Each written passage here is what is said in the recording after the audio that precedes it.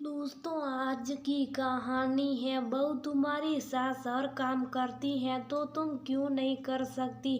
दोस्तों, कहानी शुरू करने से पहले अगर हमारे चैनल को सब्सक्राइब नहीं किया हो तो कर लीजिए ताकि आपके पास पहुंचे हर नया वीडियो।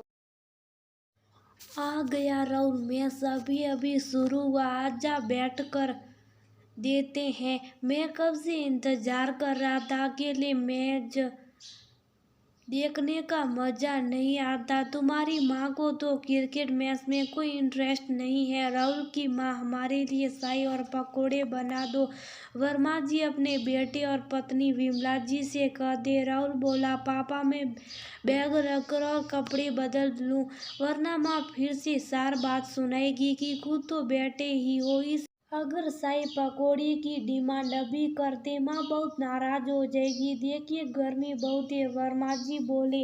अरे कुछ नहीं होता, वह दिन भर तो खाली बैठी, बैग ही तो कमरे में रखना। राहुल की माँ, सुनती हो, इसके कमरे से इसका हाफ पैंट ले आना और इसका बैग उठाकर इसके कमरे में रख दो। विमला जी आई और बोली, हाँ हाँ क्यों नहीं, इतने दिनों तक आपकी आदतों से मैं परेशान थी, आज तक तो मैं आपको झेल रही हूँ, अब अपने जैसा इसे भी बना दो एक। विमला कम थी इस घर में, जो आने वाली लड़की को भी ये सब परेशानी झेलनी पड़ेगी। वर्मा जी बोले, कहाँ की बात कहाँ ले जाती हो, टीवी के सामने से हटो, मैच चल रहा है और कौन सी परेशानी झेल रही हो। मेरी कौन सी आदत बुरी है बताओ। विमला जी बोली, आपकी हर आदत बुरी है, ये देखो नहा कर निकले घंटे गए फिर भी तौलिया ये है, चाय पीते और कब सो के सोफे के नीचे खिसका देते। क्यों? क्योंकि मैं तो यहाँ पूरे दिन घर में बैठी रहती हूँ। आपका काम करो, आपके बेटे का भी काम करो, ताकि कल को इसकी बीवी भी इसकी आदतों से परेशान हो जाए। राहुल बोला, माँ मैं पहले नहा लूंगा तब यहाँ बैठूंगा, आप चिंता मत करो। माँ क्या आप अभी से मेरी बीवी जो अभी तक इस घर में आई भी नहीं उसका पक्ष लेने लगी है। विमला जी बोली, तुम्हारी चिंता तो जायदे, क्योंकि तुम भी अपने पिता की तरह होते जा रहे हो। बेटा मैं एक बात कह देती हूँ, अगर यही आदत तुम्हारी भी बन गई तो कल को तुम्हारी बीवी भी परेशान हो जाएगी। रोज रोज तुम लोगों में झगड़े होंगे, फिर मेरे पास मत आना, समझाने के लिए संकेत कर रही हूँ। दोनों बाप बेटे समझ जाओ। इतना कहकर वो चली गई।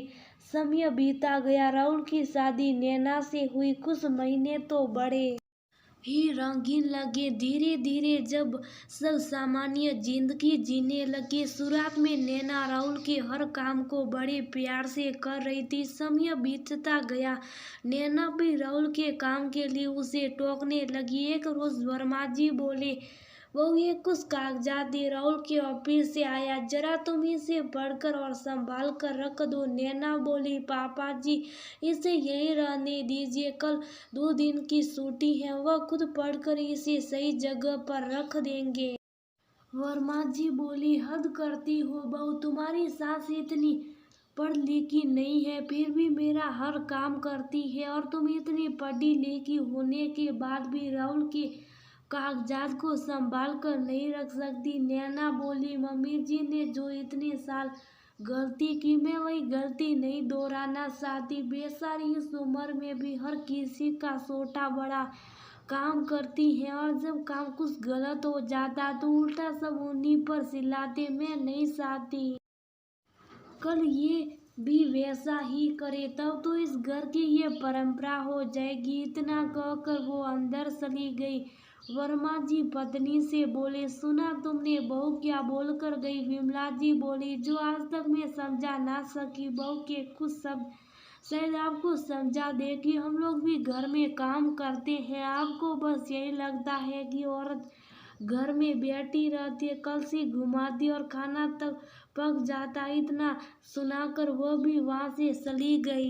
एक रोज राहुल दफ्तर से आया और जल्दी में एक का फाइल नैना को देते हुए बोला, मुझे अभी किसी दोस्त से मिलने के लिए जाना, तुम इसे रख दो। नैना बोली, 2 मिनट का काम आप खुद रख लीजिए, कभी ऐसा ना हो मैं घर में ना रहूं और आप को इसकी जरूरत पड़े तो दिक्कत हो जाएगी। राहुल ने उसकी एक नहीं सुनी और वो चला गया। कुछ समय बाद नैना का भाई उसे मायके ले जाने के लिए आया। विमला जी बोली, जाओ बहू, थोड़े दिन मायके हो आओ, माता पिता का हाल चाल पूछना भी बहुत जरूरी है। राहुल बड़े उत्साह बोला, हाँ जाओ, ऐसे ही मैं अपना काम खुद करता। जाने से पहले नैना बोली, आपके सारे कपड़े इस अलमारी में रखिए और वो नीली फाइलें जो आपने मुझे उस दिन दी थी मैं यहाँ रख कर जा रही हूँ। ध्यान रखिएगा, ऐसा ना हो कि मेरे जाने के बाद आपको ना मिले। नैना के जाती राहुल और उसके पिता फिर टीवी के आगे बैठ गए। माँ बोली, ये फाइल उठाकर सही जगह पर रखो वरना समय पर तुम्हें मिलेगा नहीं। माँ के कहने पर राहुल जल्दी में फाइल उठाया और कमरे में कहाँ जाकर रखा वो किसी ने नहीं देखा। 2 दिन बाद राहुल की मीटिंग थी और उसी नीली फाइल की जरूरत थी। फाइल उसे नहीं मिली। वह फोन करके नैना पर नाराज होने लगा। नैना बोली, मैं आते वक्त आपको फाइल हाथ में देकर आई थी, आपके ठीक से रखा नहीं होगा। राहुल उसकी एक बात नहीं सुन रहा था। वर्मा जी विमला जी से बोले, तुम भी हद करती हो, बहू नहीं है तो तुम बेटे का काम नहीं कर सकती हो। बताओ कितना परेशान हो रहा है। विमला जी बोली, मैं और मेरी बहू आप दोनों की आदतों से परेशान हो चुके हैं। आप लोग ऐसे कि अपना कोई भी काम सही तरीके से नहीं करते। हर काम के लिए आप लोग हम पर निर्भर होना चाहते और बहुत जाते समय इसे फाइल हाथ में देकर गई थी। जरूर इसने जल्दबाजी में कहीं फेंक कर रख दी होगी। बेटी की परेशानी को देखकर उसके कमरे में गई तो पूरा घर उलट पुलट था। कमरे की हालत देखकर वह समझ गई कि हर जगह ये देख चुका है। बस उसने बिस्तर का गद्दा उठाया तो उसके नीचे फाइल रखी हुई थी। बाप बेटे हॉल में इधर उधर ढूंढ रहे थे। विमला जी जाकर बोली, बंद करो पूरे घर को उलट पुलट करना, ये लो तुम्हारी फाइल। राहुल बोला, आपको कैसे मिल गई? कि आपको नैना ने बताई कि कार रखी। विमला जी बोली, बंद करो अपनी गलती को दूसरों पर थोपना। तुम इतने लापरवाह हो कि तुमने गद्दे के नीचे फाइल रख दी। इतना आलसी होना अच्छी बात नहीं है। मैं कई सालों से तुम्हें बोल रही हूँ कि अपने पिता की हर आदत को ग्रहण मत करो, उनकी अच्छी आदतों को लो, पर उनकी कमियों को क्यों ग्रहण कर रही। याद रखो, ये पहली और आखिरी बार है जब मैं तुम्हारी मदद कर रही हूँ। आइंदा से अगर मैंने घर में कुछ भी सामान यहाँ से वहाँ देख लिया, मैं कह देती हूँ आप दोनों से वह सामान उठाकर मैं घर से बाहर फेंक दूंगी। विमला जी का रुद्र रूप देखकर दोनों हैरान थे। अब जब भी वर्मा जी बाहर से घर लौटते और गलती से संपल लेकर अंदर आ जाते, पत्नी पर नजर पड़ती, जल्दी से संपल को उठाकर उसकी सही जगह पर रख देते। बेटा घर आता पहले बैग इधर उधर फेंक था। माँ पर नजर पड़ती तो उसे उठाकर जगह पर रखता था। कुछ रोज बाद जब नैना लौटकर घर आई और राहुल की आदतों को देखी तो अपनी सास से बोली, मम्मी जी आपने ऐसा क्या कर दिया कि कुछ दिनों में इनकी आदत सुधर गई। विमला जी बोली, जब घी सीधी उंगली से नहीं निकलता तो उंगली टेढ़ी करनी पड़ती। सालों से बाप बेटे को प्यार से समझा रही थी पर दोनों सुनने का नाम ही नहीं ले रहे थे। अब सास और बहू को हर छोटी बातों पर अपने पतियों को टोकना नहीं पड़ता।